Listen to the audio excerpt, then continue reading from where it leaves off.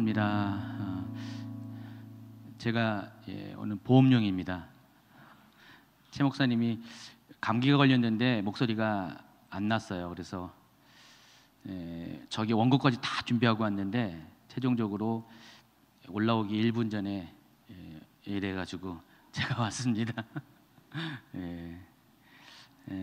그래서 아마 지난주 금요일 날 기도 사역을 거의 새벽 1시까지 했는데 그날 이후로 좀 이렇게 기력이 많이 세잔한 것 같아요. 그래서 하루 이틀 있다가 감기 걸려가지고 계속 이렇게 며칠 동안 이렇게 고생을 한 것 같습니다. 그래서 중보기도 팀은 이렇게 최 목사님이 벌떡 일어나가지고 이렇게 하는 것을 기도하셨는데 어떡하죠? 아마 그건 주일날 이렇게 주일날 걸 미리 보신 것 같습니다. 주일날 그렇게 하도록 하고요. 자, 오늘은 이제 제가 하도록 하겠습니다. 섭섭하시나요? 섭섭하다고 말하면 또 제가 더 섭섭하죠. 그래서 오늘 이제 갑자기 정해진 거라서 무슨 말씀을 전할까 했는데 바로 생각나는 주제가 있었어요. 제가 중보기도 학교 이렇게 강의한 준비하면서 그때 딱 한 번만 한 게 있었어요. 중보기도학교 강의를 한 3번 정도 이렇게 시리즈로 했는데 맨 마지막 강의에 그것도 제가 한 거죠. 딱 한 번 한 게 있었어요. 근데 최 목사님이 그랬어요. 그때 최 목사님 때문에 이거 한 거예요. 그때 제가 강의안을 안 나눠줬거든요. 그리고 그냥 강의만 전했더니 너무 아쉽다고 강의안을 안 나눠줘가지고 그래서 굉장히 아쉬워했던 것이 갑자기 머리에 탁 떠올라가지고 그래서 아쉬운 분들 위해서 해야 되겠다. 그래서 오늘은 이제 중보기도의 성경적 기초라는 제목으로 이제 말씀을 전할 겁니다. 여러분 중보기도를 많이 하시죠? 우리 중보기도 팀도 있는데 근데 중보기도를 왜 하는지 알고나 하시는지 모르겠네요. 중보기도는 굉장히 논란이 많습니다, 여러분. 우리가 그냥 일상적으로 해왔는데 중보기도를 하지 말라는 분도 있어요. 성경적이지 않다. 중보기도는 성경적이지 않다. 그래서 하지 말라라는 분들도 있습니다. 그런 소리 못 들었나요? 중보기도 자체를 안 해서 관심도 없어서 모르시나요? 실은 중보기도를 성경적이지 않다라고 말하는 분들도 꽤 있습니다. 그래서 중보기도를 반대하는 분들이 있습니다. 그래서 제가 중보기도는 성경적이다라는 것을 이렇게 말씀드리고자 강의를 준비한 겁니다. 잘 들으시기 바랍니다. 오늘은 약간 딱딱할 수도 있어요. 헬라어 중심으로 원어 중심으로 하기 때문에 그렇지만은 또 재미있을 수도 있습니다. 그래서 길게 안 할 겁니다. 제가 좀 이번 강의는 좀 줄여서 원고를 줄여서 했으니까. 자, 우리가 중보기도를 이해하려면은 디모데전서 2장 1절을 같이 좀 보셔야 됩니다. 여러분 성경도 있지만은 이왕이면은 PPT 준비한 걸 보세요. 거기에 다 설명을 해놨기 때문에 같이 보는 게 좋을 겁니다. 자, 개역개정을 한번 읽어볼까요? 그러므로 내가 첫째로 권하노니 모든 사람을 위하여 간구와 기도와 도고와 감사를 하되 여기 보면은 이 중에서 중보기도가 있습니다. 여러분 아는 게 뭐죠? 도고라는 단어가 중보기도입니다. 근데 이게 이 단어가 좀 번역 과정 가운데 좀 잘못됐어요. 헬라어 직역은요, 첫 번째가 모두가 복수가 돼 있어요. 여기 나오는 기도들은 다 복수로 표현되어 있습니다.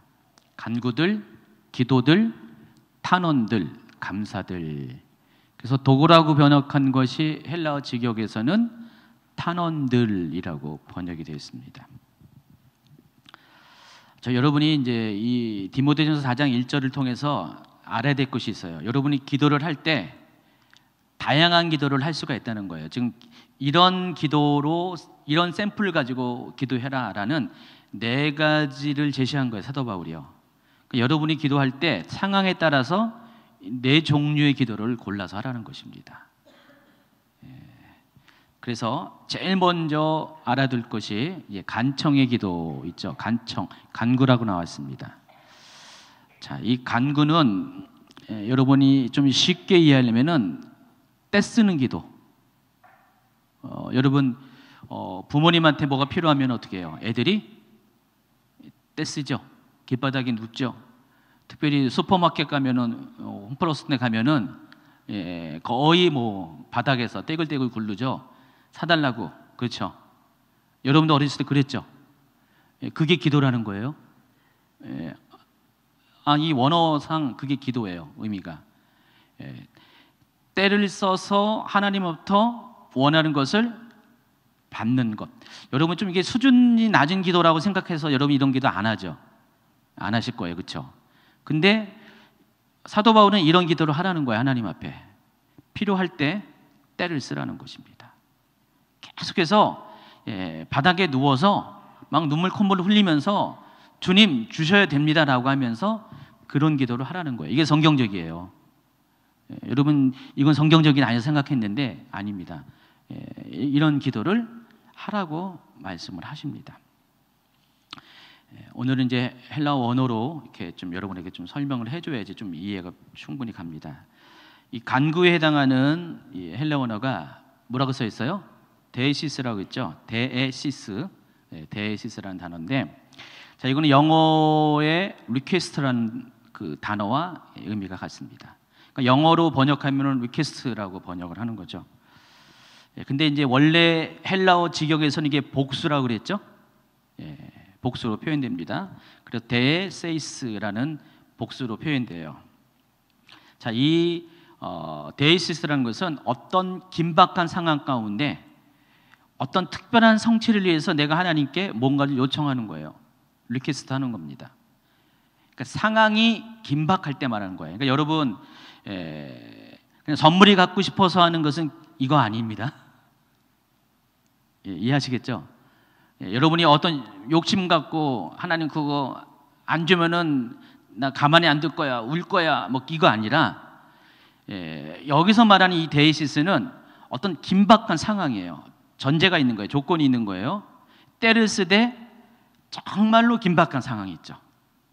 주님이 아니고서는 방법이 없는 그런 상황.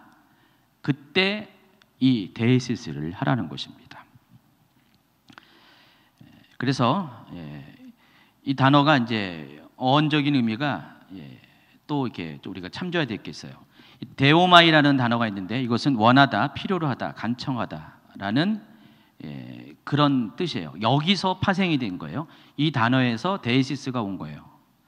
그래서 이 데이시스라는 기도는 어떤 구체적인 필요를 따라서 구하는 기도입니다. 하나님 앞에 여러분이 기도할 때 어떤 긴박한 상황 가운데 어떤 필요가 생겼을 때, 가령 어떤 위급한 상황이 왔을 때 구체적인 필요를 가지고 하나님께 아주 그냥 때를 쓰듯이 기도할 수가 있다는 것입니다. 가령 여러분은 목숨의 위험이 올 때가 있죠. 어떤 상황 가운데, 어떤 사건 가운데 여러분이 위험한 상황일 때 그때 가만히 있지 말고 하나님 앞에 때를 써서 구체적으로 그 상황을 가지고 기도하라는 것입니다. 그래서 이 단어는 또 데이라는 또 단어에서 파생됐는데 그것은 반드시 무엇 해야 된다라는 영어의 머스트의 뜻을 갖고 있어요. 하나님 반드시 이 기도가 응답되어집니다. 하나님 반드시 이것이 이루어져야 됩니다 하는 그런 상황, 그런 목적, 그런 동기, 마음을 가지고 여러분이 기도하는 게 바로 데이시스, 간구입니다. 그래서 이 간구의 기도는 자신이 원하고 필요한 일들이 반드시 이루어져야 될 상황 가운데 간절한 심정이 반영되어 있음을 알 수가 있습니다. 자, 누가복음 1장 13절에도 이 데이시스라는 단어를 썼습니다. 한번 같이 읽어볼까요? 천사가 그에게 이르되 사가랴여 무서워하지 말라. 너의 간구함이 들린지라. 내 아내 엘리사벳이 네게 아들을 낳아주리니 그 이름을 요한이라 하라. 자, 지금 사가랴 엘리사벳 부부가 아이가 없었잖아. 나이가 늙었는데. 그래서 어떻게 해요? 몇십 년 동안 평생을 간구했을 거예요. 그러니까 이들에게는 이 아이가 정말로 필요한 거였는데 몇십 년 동안 아이가 없다 보니까 이건 정말 그들에게 꼭 필요한 기도고 절대적인 기도였어요. 그래서 이거를 데이시스 방식으로 기도했다는 것입니다. 지금 하나님 앞에 몇십 년 동안을 이 두 부부가 하나님 제발 좀 아들 주세요, 제발 자녀 주세요 하면서 기도를 해왔고 하나님이 그것을 들으셨고요. 하나님의 때에 지금 그 기도에 대해서 응답을 해 주시겠다라는 것입니다. 그래서 이걸 통해 알 수 있는 것은 여러분이 이 데이시스를 하면은 간구를 하면은 하나님은 하나님의 때에 언젠가 반드시 들어주신다. 믿습니까? 그래서 우리는 이런 믿음을 전제로 이 데이시스를 해야 돼요. 그냥 깡패처럼 기도하는 게 아니라 여러분 욕심을 따라 기도하는 것이 아니라 정말로 여러분의 필요에 따라서 하나님의 응답이 있는 것들은 반드시 이렇게 데이시스 방식으로 기도를 하셔야 됩니다. 자, 누가복음에는 이 부분에 대한 그 샘플이 나와 있어요. 누가복음 11장 한번 볼까요? 11장 1절 예수께서 한 곳에서 기도하시고 마치심에 제자 중 하나가 여짜오되 주여 요한이 자기 제자들에게 기도를 가르친 것 같이 우리에게도 가르쳐 주옵소서. 그 다음에 나오는 게 주기도문이죠. 자, 그런데 재밌는 것은 주기도문 바로 뒤에 5절에 또 이런 게 나와 있어요. 또 이르시되 너희 중에 누가 벗이 있는데 밤중에 그에게 가서 말하기를 벗이여 떡 3덩이를 내게 구워달라. 내 벗이 여행 중에 내게 왔으나 내가 먹을 것이 없노라 하면 그가 안에서 대답하여 이르되 나를 괴롭게 하지 말라. 문이 이미 닫혔고 아이들이 나와 함께 침실에 누웠으니 일어나 내게 줄 수가 없노라 하겠느냐. 내가 너희에게 말하노니 비록 벗됨으로 인하여는 일어나서 주지 아니할지라도 그 간청함을 인하여 일어나 그 요구대로 주리라 그랬습니다. 지금 예수님이 주기도문을 가르치면서 기도를 가르쳤어요. 왜 가르쳐 주셨냐면은 제자들이 보니까 세례 요한의 제자들은 세례 요한이 이렇게 기도하라고 가르쳐 줬는데 아니 나는 뭐야? 우리는 뭐야? 질투심이 발동했습니다. 주님, 우리도 좀 가르쳐 주셔야 되지 않습니까? 그때 주님이 주기도문을 가르쳐 주신 거예요. 그리고 바로 이어서 주기도문과 바로 이어서 이렇게 기도하라 이렇게 말씀해 주신 거예요. 여러분 주기도문은 굉장히 거룩하고 고상하고 그런 기도문이 알고 있는데 마태복음에서는 이 기도가 이제 본리가 안 나오니까 근데 누가복음은 바로 연속해서 이 기도가 나오고 있습니다. 그 말은 예수님은 주기도문도 굉장히 중요한 거지만은 이 방식의 기도도 중요하다는 것을 말씀해 주시는 거예요. 여기에서는 이 간청하다는 것이 데이시스라는 단어 사용한 건 아니에요. 다른 단어예요. 아나이데이안이라는 단어 썼는데 그러니까 데이시스가 아니에요. 근데 이 아나이데이아라는 단어의 뜻이 뭐냐면은 뻔뻔하다, 파렴치하게, 뻔뻔스럽게 기도하는 것, 파렴치하게 기도하는 것. 생각해 보세요. 지금 다 취침 모두 들어가가지고 특별히 여자분들은 어떻게 해요? 화장 다 지우고 생얼로 누워 있는데 갑자기 밖에서 두들겨가지고 옆에 사람이 손님이 찾아왔는데 떡 3덩이만 줘라 그랬더니 안 된다. 우리 다 누워서 안 된다. 근데 계속해서 두들기는 거예요. 우리 집 이제 강아지가 있습니다. 제자 훈련할 때 제가 강아지 얘기 엄청 많이 해요. 강아지 통해서 보고 배우는 게 많거든요. 우리 집 강아지가 이걸 잘해요. 얘가 이해하시겠죠? 개 키우신 분들. 때로는 우리가 이제 본받아야 돼요. 강아지를 본받아야 되니까요. 자주간 그 뭐가 이렇게 먹을 게 꽂혔다. 자리를 안 떠나요. 저희가 식탁에서 뭘 먹는다. 그러면 이제는 예전에는 막 이렇게 칭얼대고 막 달라 그러다가 이제는 이제 컸다고 이제 오래 됐으니까 옆에 가만히 앉아 있어요. 근데 계속해서 그걸 뚫으시게 쳐다보는 거예요. 재밌는 거는 어떨 때는 이제 거의 대부분이 안 줘요. 안 주고 딱 끊으면은 걔는 딱 끊어져요. 또 원망불평도 안 해요. 그냥 그걸로 끝이에요. 근데 중요한 것은 엄청 부담스럽게 하는 거예요. 주인들을 계속 쳐다봐가지고 여길 그냥 눈동자가 우리 보는 것도 아니고 먹을 거. 그러다 가끔 가다가 우리도 쳐다봐요. 혹시나 해서. 어떨 때 우리는 보통 이제 개 생각해가지고 건강을 위해서 안 줘요. 근데 때로는 너무 미안할 때가 있어요. 우리만 맛있는 거 먹는데 안 주니까 할 수 없이 간식이 있으면은 미안해서 간식을 찾아가지고 너 이거 먹어 해가지고 그 미안함을 달랩니다. 그 심정 이해하시겠어요? 그 심정입니다. 근데 우리 집 강아지는 좀 이렇게 점잖아서 그런데 아마 다른 강아지는 가만히 안 있을걸요? 난리실걸요? 아주 뻔뻔스럽게, 파렴치하게, 그렇죠? 저희 집 강아지는 뻔뻔스러운 강아지가 아니에요. 점잖은 강아지예요. 아주 격이 있는 강아지인데 대부분의 강아지는 아주 파렴치한 강아지예요. 그게 바로 기도의 한 종류라는 것입니다. 예수님이 그렇게 기도하라는 거예요. 여러분의 필요에 따라서 여러분 정말 급박한 상황이면은 그렇게라도 기도하라는 거예요. 그러면은 벗됨을 인해서는 귀찮아서 안 해준다 할지라도 그 간청함에 때문에라도 해준다는 거죠. 하나님도 그와 같이 여러분이 기도에 그런 방식으로 응답해 주신다는 것입니다. 이해하시겠죠? 또 샘플이 여러분 잘 알고 있는 누가복음 18장 과부의 기도가 있죠. 18장 1절부터 한번 읽어볼까요? 예수께서 그들에게 항상 기도하고 낙심하지 말아야 할 것을 비유로 말씀하여 이르시되, 지금 예수님이 지금 기도하는데 낙심하지 말 것을 목적으로 이렇게 기도하라 가르쳐 주시는 거예요. 읽어볼까요?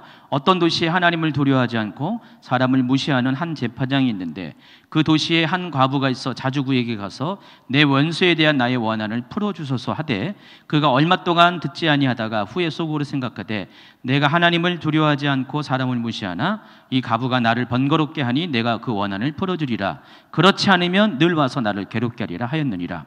주께서 또 이르시되 불의한 재판장이 말한 것을 들으라. 하물며 하나님께서 그 밤낮 부르짖는 택하신 자들의 원한을 풀어주지 아니하겠느냐. 그들에게 오래 참으시겠느냐. 내가 너희에게 이르노니 속히 그 원한을 풀어주시리라. 그러나 인자가 올 때 세상에서 믿음을 보겠느냐 하시니라. 자, 여기 이 말씀 불의한 재판관과 과부에 대한 이 비유도 예수님께서 이렇게 기도할 것을 가르쳐 주기 위해서 주신 샘플이에요. 비유예요. 마치 과부가 그 원한을 위해서 아무리 불의한 재판관이라도 불의한 재판관에게 계속 그 원한을 풀어달라고 요청할 때 그 재판관이 어떻게 되었어요? 하도 귀찮게 하니까 아마 이제 강아지처럼 그럴 것 같아요. 먹을 거 해결될 때까지는 계속 그렇게 하니까 그것 때문에라도 들어준다는 것입니다. 근데 하물며 하나님께서는 불의한 자도 그렇게 하는데 하물며 하나님께서는 사랑하는 자녀들이 그 원한을 풀어달라고 할 때 밤낮으로 부르짖을 때 그 기도를 들어주지 않겠느냐라고 말씀하시는 것이죠. 마태복음 7장에 보면은 그 뭐가 나오죠? 악인들이 사랑하는 자녀들에게 뭘 준다 그랬어요? 생선을 주고 또 돌 대신 떡을 준다 그랬죠. 악한 자라도 이렇게 할 줄 알거든 하물며 너희 아버지일까 보냐, 이런 말씀이 나오잖아요. 그러니까 지금 거기도 똑같이 비유해요. 악한 자도 행하는 방식이 있어요. 근데 하물며 하나님은 우리 아버지신데 여러분을 사랑하는 분인데 어찌 그들보다 못할 수가 있냐, 이 말씀을 하시는 거죠. 여러분이 기도를 하면은 간청의 기도를 하면은 하나님께서 어떻게 해요? 반드시 들어주신다는 것입니다. 그래서 여기 보니까 밤낮으로 기도하라고 했잖아요. 밤낮으로 주야로 기도하시면은 반드시 들어주십니다. 이왕이면 여러분 원한을 갖고 기도하세요. 그러면 확실하게 원한을 풀어주십니다. 그만큼 간청의 기도를 드리라는 것입니다. 자, 그래서 이 간청하는 기도 데이시스는 예수님께서도 인정한 한 기도의 형태예요. 그래서 너무 이 부분에 대해서 여러분 내 수준하고는 맞지 않는다라고 생각해가지고 물리칠 것이 아니라 이런 기도가 필요할 때는 이런 기도를 해야 돼요. 그렇죠? 가령 여러분이 어떤 정말 위급한 상황에 있을 때 잠잠하게 아주 주님 해결해 줄 것을 믿습니다. 이러면 안 된다는 거죠. 물론 이 정도까지 해가지고 해결되면 얼마나 좋아요. 근데 여러분 이 정도로 기도할 것이 아니라 그때는 간청하는 기도를 반드시 해야 됩니다. 어떤 사람이 죽어가고 있는데 지금 위급한 상황 가운데 이런 기도가 필요한 거예요. 그래야지 하나님이 그 기도를 들어주신다고 약속했어요. 그러니까 지금 하나님 이 말씀하신 이유는 너희는 그렇게 기도하라, 나는 들어주겠다라고 약속을 하신 것입니다. 자, 두 번째 기도는 우리가 보통 쓰는 프레이어라는 영어로 프레이어라는 기도. 우리가 일반적으로 가장 많이 사용하는 이 기도가 프레이어인데 이것을 이제 헬라어로 뭐라고 썼어요? 프로슈케. 이것도 역시 원래 헬라어에서는 기도들이라는 복수로 사용했다고 그랬습니다. 자, 근데 이 단어에 대해서 우리가 이 어원을 좀 알면은 이 기도가 어떤 의미인지를 좀 더 이해가 쉽게 됩니다. 먼저 이 단어는 이 두 가지 단어가 프로슈케는 두 가지 단어가 합쳐져서 된 거예요. 첫 번째가 이 프로스라는 단어인데, 자 이것이 전치사인데 방향을 나타내는 전치사예요. 방향을 나타내는 전치사. 그리고 또 유코마이라는 단어가 있는데 이것은 무엇을 구하다라는 뜻을 가진 단어입니다. 이 두 가지가 합쳐져 가지고 프로슈케라는 단어가 이렇게 만들어진 거예요. 프로슈케가 뭐라고 했어요? 기도라는 것이에요. 이 기도가 영어로 prayer라고 번역이 됐죠. 우리가 가장 보편적으로 알고 있는 그 기도라는 단어입니다.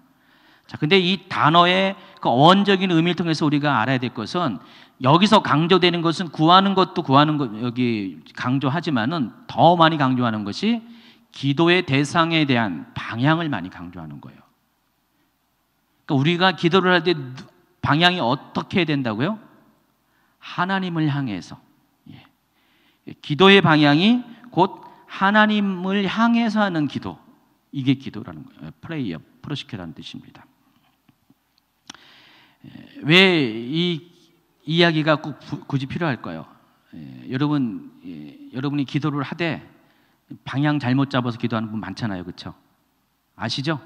예수님께서 마태복음 6장 5절, 6절, 7절, 8절에 잘못된 두 가지 기도를 얘기했잖아요. 생각나시죠? 다 방향과 관련됐어요. 첫 번째 5절과 6절은 바리새인들이 하는 기도죠. 어떤 기도죠? 외식하는 기도. 방향이 어디가 있어요? 사람에게가 있죠. 우리 기도 대상은 하나님인데 거기 잘못된 기도의 첫 번째 유형은 그 기도의 대상이 방향이 사람입니다. 사람 들으라고 하는 기도가 있잖아요. 바리새인들이 그래요. 바리새인들은 길거리에서 뭐 시장이나 뭐 동네 어귀 이런 데에서 사람들이 많이 보는 앞에서 바리새인들만의 특별한 기도의 포즈를 가지고 기도를 해요. 손을 이렇게 양쪽으로 딱 올리고요. 어떤 분은 고개를 내리고 어떤 분은 하늘을 쳐다보면서 하여간 이 포즈를 하면 굉장히 거룩해 보이거든요. 여러분도 한번 이렇게 기도를 이렇게 막 하는데 한번 그런 표정을 지어보세요. 얼마나 거룩해 보이는지. 안 그래요? 그냥 대충 기도하는 것보다 이렇게 딱 하고 그렇게 한번 기도해 보세요. 찬양할 때도 그냥 이게 막 이렇게 보면 되게 멋있어 보이잖아요.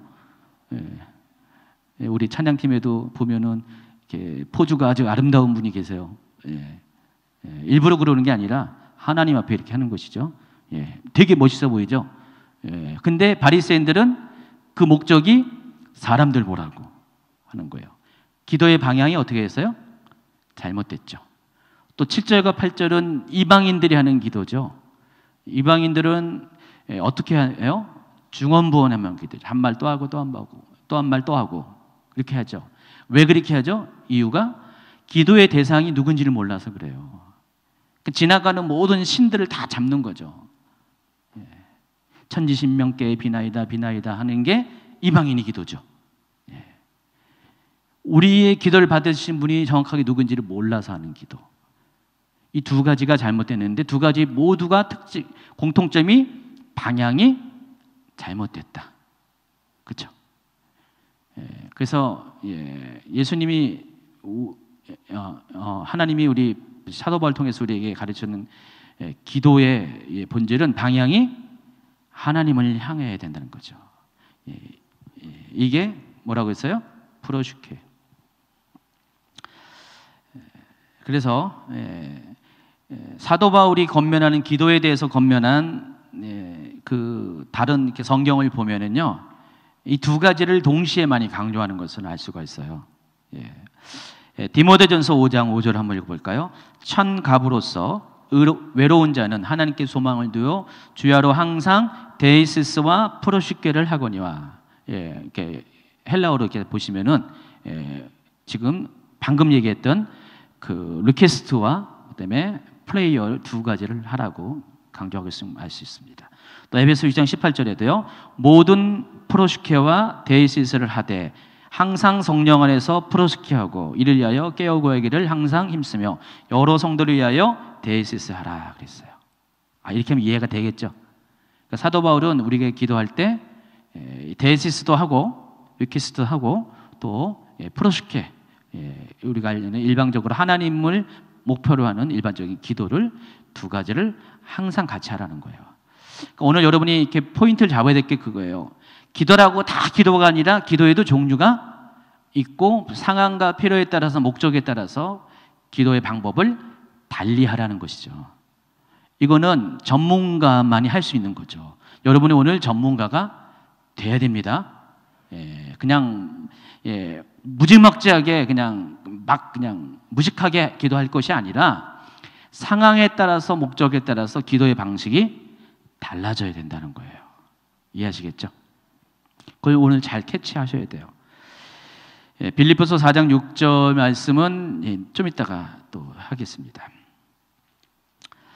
세 번째 기도가 원래 도고로 순서상 도고인데 오늘 이제 초점이 중보기도에 관한 이야기 때문에 이건 네 번째로 뒤로 돌리고 그 네 번째 순서에 있는 감사기도를 먼저 설명을 하겠습니다. 영어로 Thanksgiving, 감사기도. 이 감사에 해당하는 헬라어 단어가 유카리스티아라는 단어가 있는데 이건 두 가지 어원을 갖고 있어요. 첫 번째가 이 단어는 유라는 헬라어 유라는 접두어 좋은이라는 뜻이에요. 좋은 것. 그리고 카리스라는 단어가 은혜라는 단어가 합쳐진 거예요. 좋은 은혜. 유카리스티아는 좋은 은혜에서 온 거예요. 또 다른 어떤 유래는 똑같이 유에서 왔고 좋은에서 왔고 또 카리조마이라는 단어가 합쳐진 거라고 해요. 그래서 카리조마이는 값없이 주다라는 뜻이에요. 주다라는 뜻이죠. 그래서 좋은 것을 값없이 줬다라는 뜻이에요. 그래서 이 유카리스티아라는 것은 결론적으로 좋은 것을 하나님께서 값없이 주신 것에 대한 감사하는 태도, 그걸로 기도하라는 거죠. 그러니까 감사라는 것은 하나님께서 나에게 은혜를 주셨죠. 좋은 은혜를 주셨죠. 그리고 은혜로 말미암아 좋은 것들을 주셨어요. 여러분 은사가 카리스에서 왔죠. 은혜라는 단어에서 은사가 왔죠. 그래서 카리스마를 은사라고 번역하지만은 실은 선물로 번역해야지 맞죠. 그러니까 은혜로 말미암은 선물, 그거예요.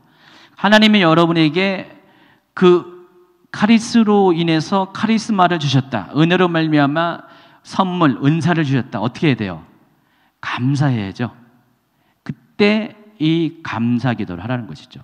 그러니까 하나님이 여러분에게 모든 걸 주실 때 기도할 때 정말 그런 상황, 그런 조건, 그런 목적으로 기도할 때는 하나님 감사합니다라는 그 기도를 하라는 것이죠. 근데 그냥 그런 것도 구분 없이 감사해야 될 때 막 떼쓰는 기도하고 떼쓰는 기도할 때 또 감사하는 기도, 그렇게 하지 말라는 거죠. 딱딱 기도의 상황과 목적에 맞게끔 여러분이 기도를 선택해서 하라는 것입니다. 자, 유카리스티아라는 단어가 쓰여진 용례를 보겠습니다. 로마서 1장 8절 같이 있습니다. 먼저 내가 예수 그리스도를 말미암아 너희 모든 사람에 관하여 내 하나님께 유카리스티아 함은 너희 믿음이 온 세상에 전파됩니다. 너희 믿음이 온 세상에 전파되기 때문에 내가 하나님 감사합니다. 감사합니다. 그 기도를 한다는 뜻입니다. 고린도후서 1장 11절 너희도 우리를 위하여 간구함으로 도우라. 이는 우리가 많은 사람의 기도로 얻은 은사로 말미암아 많은 사람이 우리를 위하여 유카리스티아 하게 하려 함이라. 그랬습니다. 이 두 구절에 사도 바울의 감사의 기도가 이렇게 실려져 있습니다. 아까 읽으려다가 빌립보서 4장 6절로 보면은 이 세 가지 기도가 연속으로 나와 있습니다. 같이 있습니다. 아무것도 염려하지 말고 다만 모든 일에 프로스케와 데시스로 너희 구할 것을 유카리스티아 함으로 하나님께 아뢰라. 이제 좀 이해가 되죠. 아무것도 여러분 염려하지 말고 어떤 일이든 간데 여러분이 제일 먼저 뭐라고요? 하나님을 대상으로 한 하나님과의 친밀감으로 인한 프로스케를 먼저 하고 하나님 제가 하나님 너무 사랑하는 거 아시죠? 여러분 기도할 때 이렇게 하는 거예요. 하나님도 저 사랑하시죠?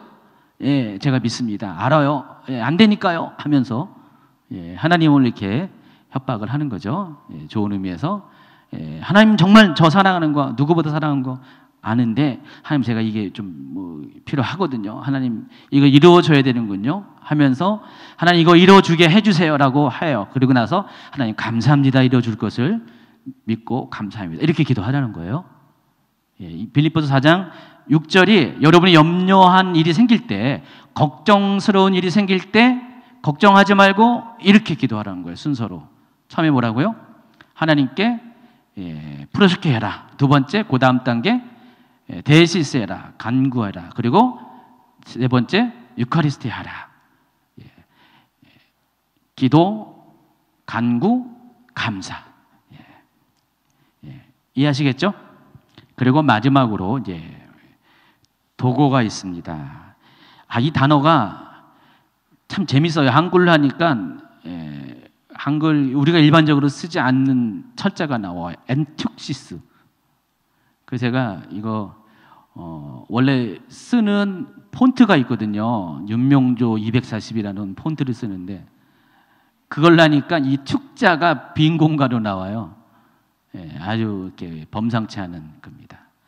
자, 지난 주일날 권순현 소장님이 가르쳐 준 게 있어요. 박수 2번. 깨셨네. 약간 기도 중에 계신 분이 계셔가지고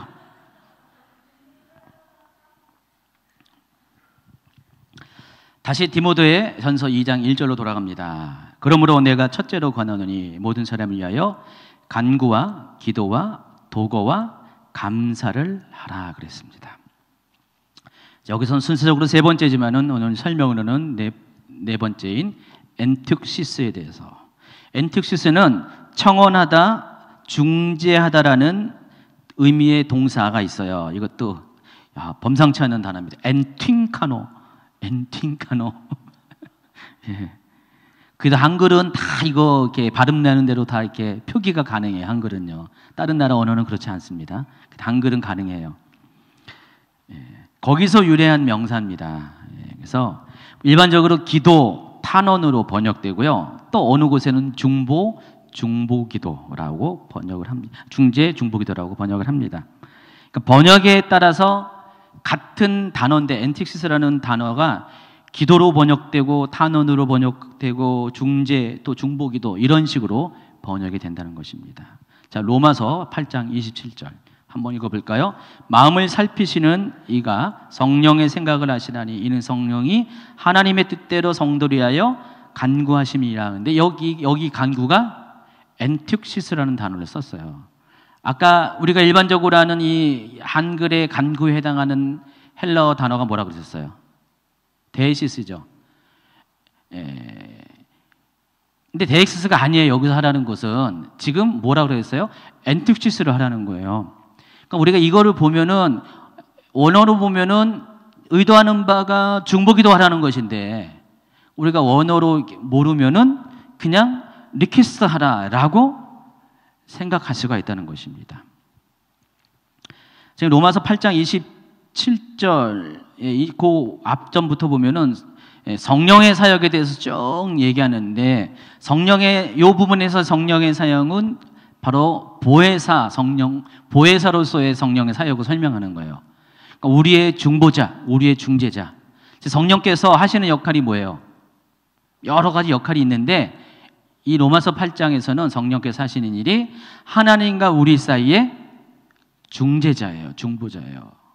그래서 우리가 너무나 마음에 연약하고 힘들고 어려운 일이 있을 때 마음을 감찰하시는 이가, 하나님의 생각을 아시는 이가 바로 성령님이신데, 그분이 우리도 알고 하나님도 마음을 알기 때문에 그 중간에 서서 중재를 하신다는 것이에요. 그때 이 단어가 엔티우시스라는 단어입니다. 이해하시겠어요? 흠정역 성경을 보면 이 단어가 아주 정확히 번역했습니다. 그래서 여러분 한번 읽어볼까요? 마음을 살피시는 분께서 성령의 생각이 무엇인지 아시나니 이는 그분께서 하나님의 뜻대로 성도들을 위해 엔티우시스 하시기 때문이다. 그랬어요. 중보하시기 때문이다. 아주 정확하게 그 흠정역에서 번역했습니다. 왜 이렇게 번역이 다른지는 좀 이따 설명이 될 거예요.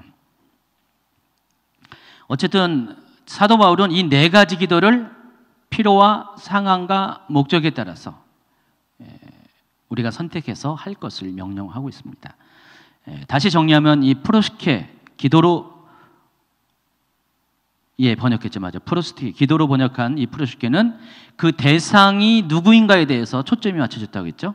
누구라고요? 하나님. 그래서 하나님을 방향을 잡고 하나님께 하는 그런 기도를 프로스케라고 합니다.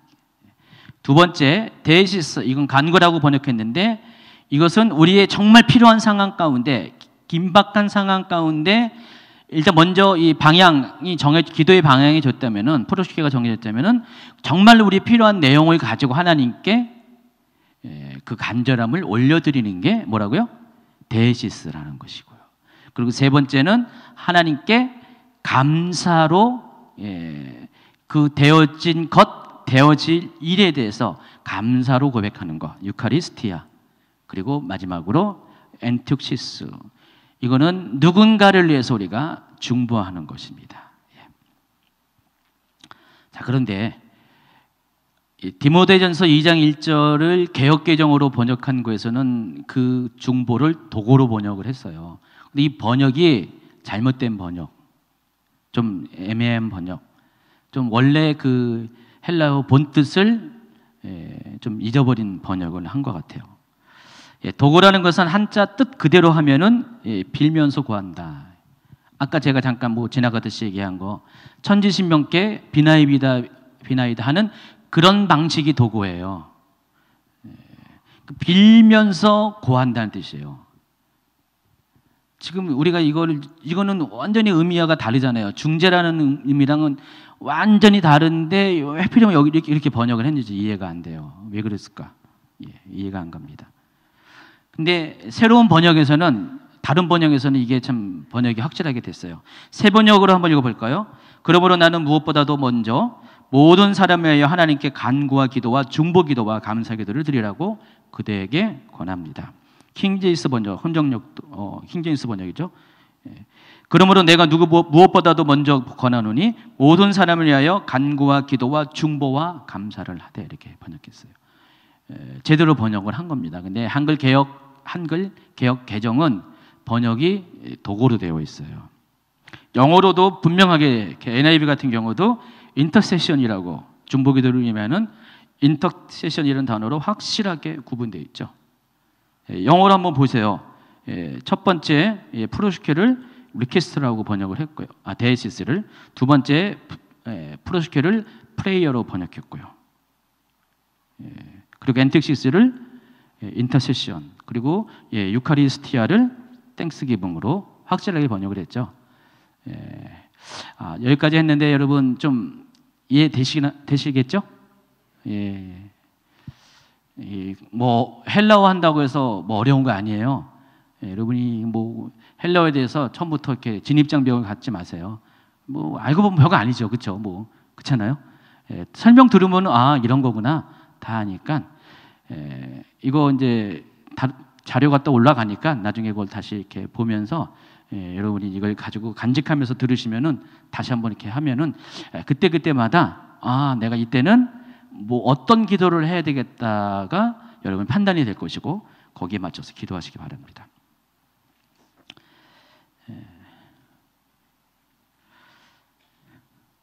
자, 헬라어 엔투시스 이 단어에서 영어 인터세션이 파생된 건데 이 엔투시스의 단어의 원래 뜻이 어떤 것이냐? 대화하기 위해 만나다, 인터뷰하다라는 뜻이에요. 헬라어의 본 뜻이 대화를 위해서 만나는데 이게 이제 헬라어에서 법률 용어에 해당한다고 그래요. 여러분 법률 용어라는 것은 어떤 거죠? 법정에서 사용하는 것이에요. 그래서 법정에서는 세 명의 주체가 있죠. 판사, 검사, 또 변호사.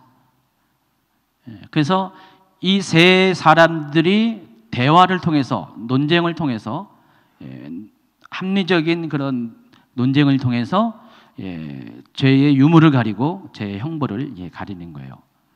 그때 이들이 서로 만나서 대화하고 인터뷰하는 것이 엔투시스라는 것이에요. 이해하시겠어요? 그래서 관계 중심적인 용어입니다. 그러니까 우리가 중보한다는 건 그거예요. 중보자이신 예수님께서 또 중보자이신 성령님께서 여러분을 대신해서 피고는 여러분이에요. 또 원고가 여러분 될 수도 있겠죠. 근데 일반적으로 피고될 때가 더 많죠, 여러분. 그렇죠? 그렇죠? 맞죠? 피고인 여러분을 위해서 지금 예수님께서 지금 하나님한테 엔투시스를 하는 거예요. 이해하시겠어요? 마귀는 뭐 할 것 같아요? 우리를 비난하고 정죄하죠, 하나님한테. 근데 예수님은 아닙니다. 그게 아닙니다. 제 마귀가 아주 마귀짓하네요 하면서 그거 거짓말입니다. 하나님, 이 사람은 이렇습니다. 이런 사람입니다. 속지 마세요. 오해하지 마세요. 다 아시겠지만은 하나님도 그렇게 하신다는 거죠. 그러니까 마귀는 검사 역할을 하고 예수님은 변호사 역할을 하고 판사 역할을 누가 하는 거예요? 하나님이 하시는 거예요. 그래서 예수님이 돌아가신다면 누가 하세요? 그 역할을 또 다른 보혜사이신 성령님이 하세요. 여러분 그 보혜사라는 단어는 카운셀러라는 단어는 중재자, 중보자로도 번역하지만은 변호사라도 번역돼요. 변호사. 지금 예수님은 여러분의 변호사예요. 여러분 변호사 비용도 안 되면서 그냥 가장 능력 있는 변호사를 여러분 고용하십니다.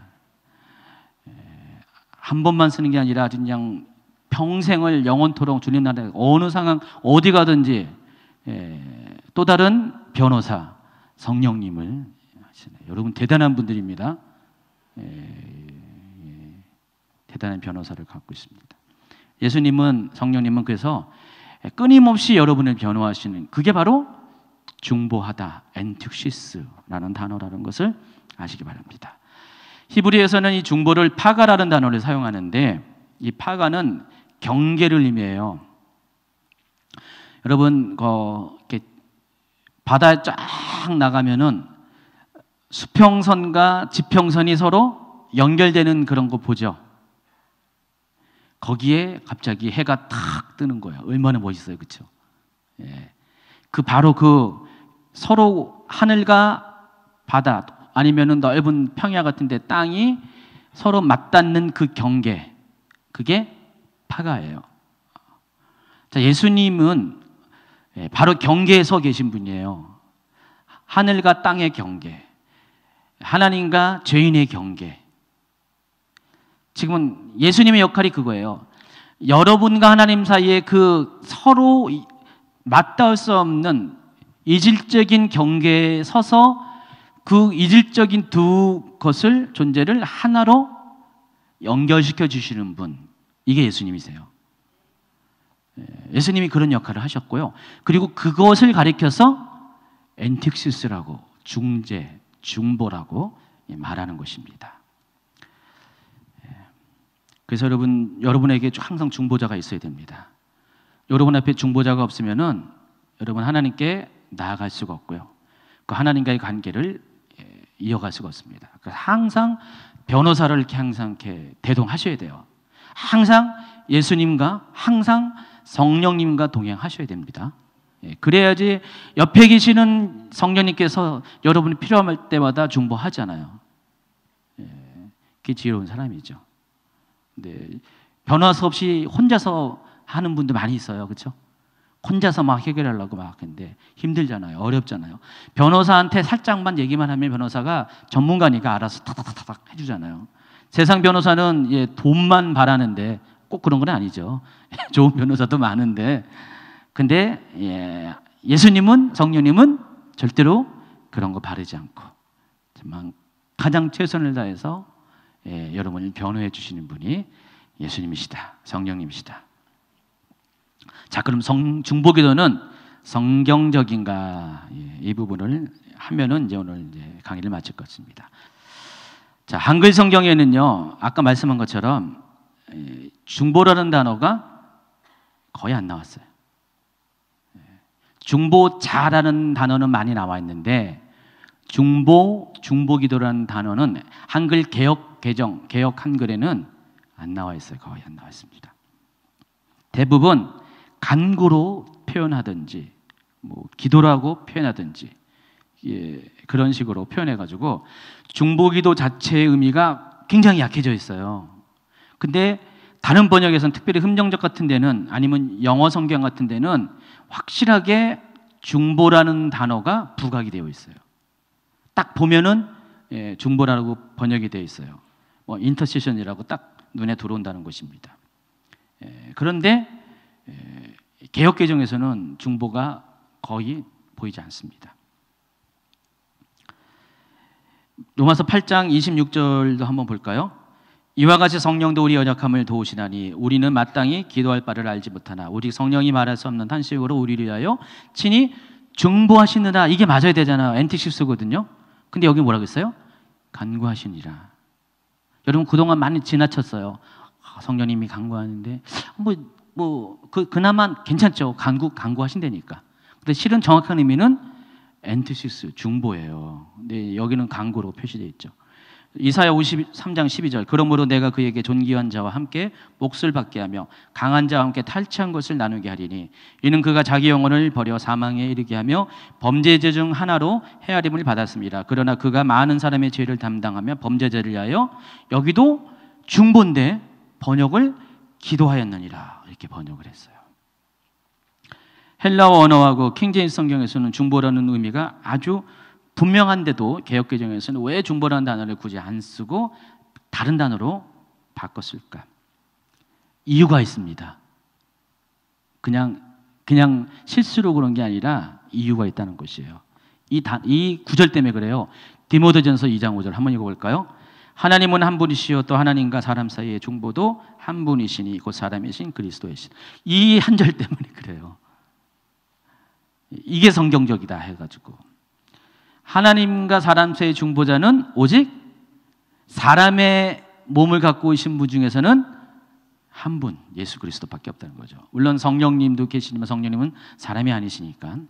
그러니까 인성을 가지시고 오신 분 중에서 사람 중에서는 오직 중보자는 예수님밖에 없다는 거예요.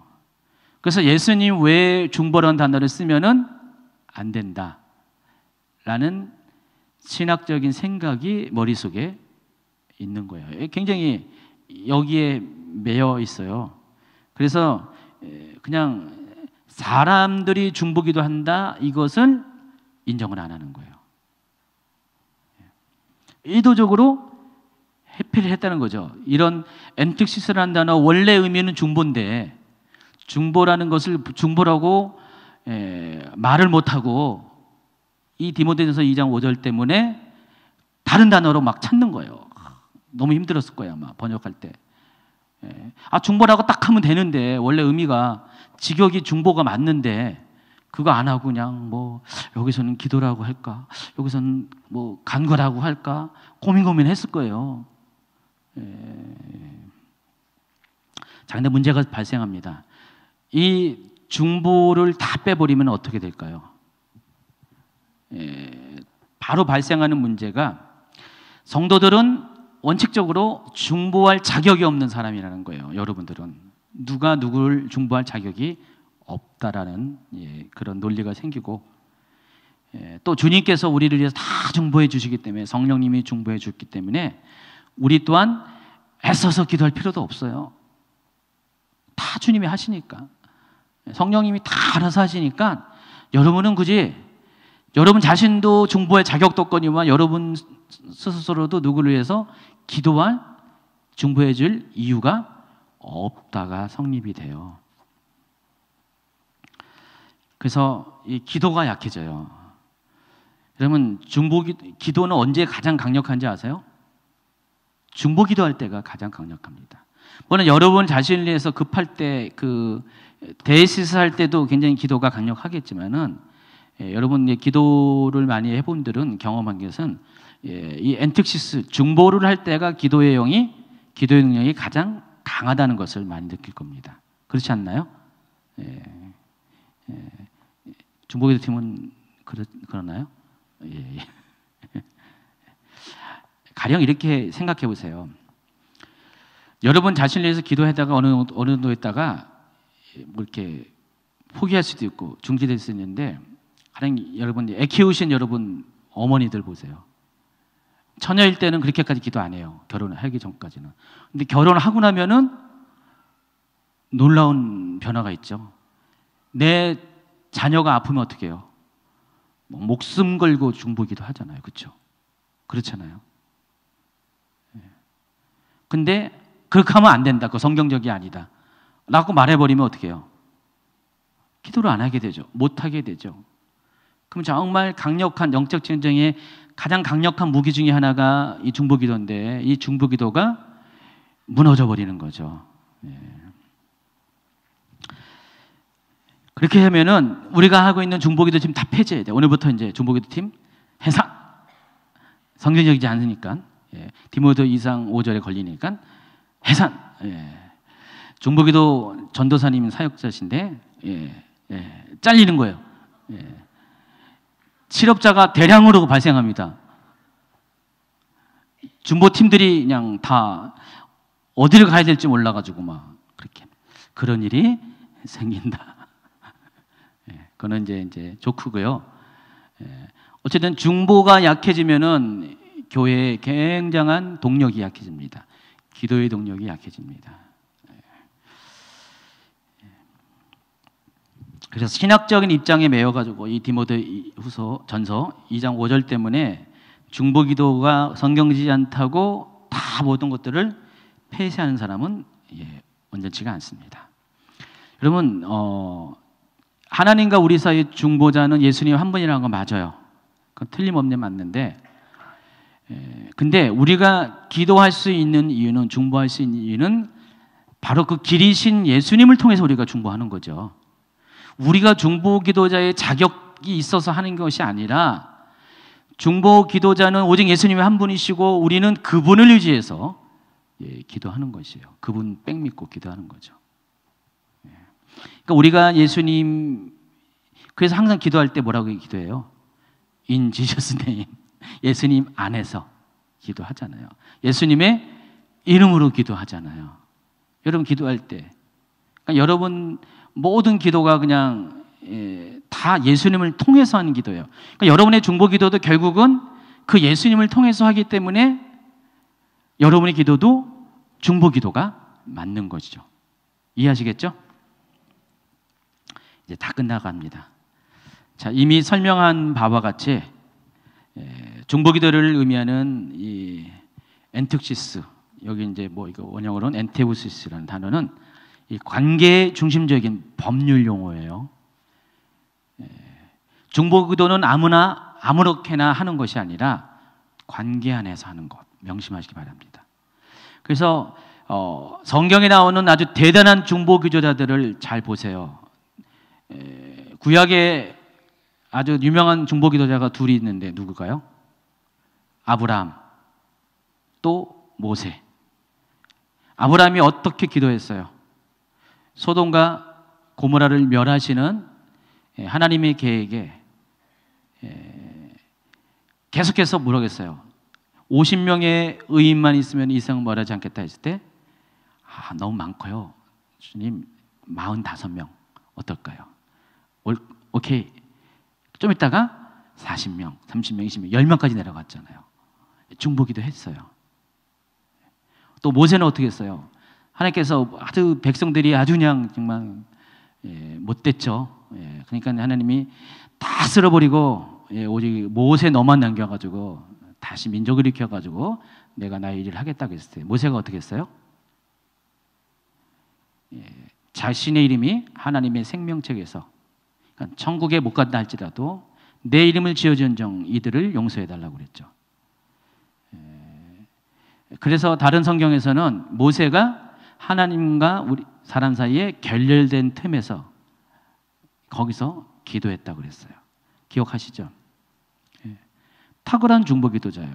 또 신약에선 중보기도자는 예수님을 우리가 될 수가 있어요. 이 세 분들의 공통점이 뭘까요? 친밀감 안에서 기도하는 분이었어요. 아브라함도 하나님을 너무 잘 알았어요. 하나님의 마음은 너무 잘 알았어요. 하나님이 정말 원하는 게 뭔지 알았어요. 하나님이 원하는 게 소돔과 고모라를 멸망시키는 것이 아니라 그들을 회개시키는 것이에요. 그 누군가가 그들을 위해서 하나님 안 됩니다라고 막아서는 자를 필요한 거죠. 성문은 데서 막아서는 사람이 필요한 거예요. 아브라함 그걸 알았고 하나님께 기도했고 모세도 마찬가지였어요. 그러니까 하나님이 그럴 때마다 그들의 기도를 어떻게 해요? 다 들어주시는 거예요. 그래서 중보기도는 하나님과의 깊은 경험을 가진 자들이 해야 돼요. 그냥 초보의 수준에서 하는 것이 아니라 하나님과의 관계 안에서 하는 것이에요. 여러분 알고 보면은 법정에 가면은 그냥 겉으로 드러나는 것은 변호사하고 검사하고 막 싸우고 뭐 판사하고 막 그런 것 같지만은 알고 보면 다 그 사람들이 그 사람들이에요. 다 친해요. 법정에서는 막 하다가 나중에 이제 판사가 이제 잠깐 휴정하겠습니다 하고 검사와 변호사는 잠깐 저한테 오십시오라고 이제 판사실 들어가요. 그럼 그때 가서 형 그러게 아닌데 하면서 그런다니까요. 그런 거 몰라요? 아주 개인적인 친분 가운데 한다니까요. 중보기도는 그런 거예요. 법률적인 용어지만은 굉장히 또 관계 중심적인 용어라는 것입니다. 그래서 정말 이렇게 하나님과의 관계에서 밀접한 사람, 친밀한 사람만이 할 수 있는 게 중보기도. 그럼 중보기도가 된다는 것은 어떻게 해요? 그와 같은 사람이 되어질 수 있도록 모든 면에서 준비되어야 되겠죠. 우리 중보팀들이 그냥 어느 날 갑자기 와가지고 한 석 달 하고 나 바빠가지고 바쁜 일이어서 못해요라고 간뒀다가 또 이제 시간 되면 또 할게요 했다가 또 간뒀다가 그러면 안 된다는 거예요. 하여튼 중보기도팀 누구보다도 더 중요한 팀이기 때문에 꼭 명심하시기 바랍니다. 다른 중보기도팀에게 또 전달해 주시고요. 어쨌든 이 중보기도는 아무나 누구나 하는 게 아니라 정말 하나님 안에서 관계 안에서 준비된 자만이 하는 겁니다. 친밀한 자만이 하는 것입니다. 그렇기 때문에 중보기도는 능력이 있어요. 그러니까 여러분이 하나님과 친밀하면 친밀할수록 어때요? 기도의 열매는 확실하다는 거죠. 영적으로 깊어진다 그 의미가 뭘까요? 뭐 전에 못 보던 걸 다 본다. 환상을 보고 영적인 체험을 하는 게 깊어진다. 그게 아니죠. 영적으로 깊어진다는 건 그 뜻이에요. 하나님과 더 친밀함의 깊이 가운데 들어간다는 것이죠. 그러니까 중보기도 한다고 소리 빡빡 질러가지고 한다고 해서 기도 잘하는 게 아니라니까요.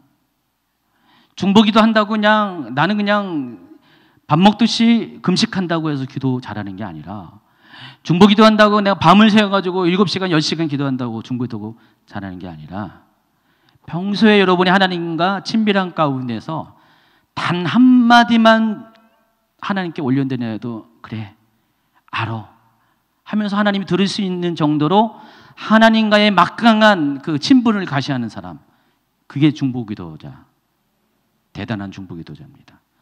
그래서 앞으로 소리 지르고 기도하는 것만, 아니 소리 지르지 말라는 게 아니라 그것만 이렇게 하는 거는 노입니다. 예. 중보를 기도하되 정말 하나님 앞에 친밀함으로 관계 안에서 한번 해보세요. 그럼 하나님이 들으세요.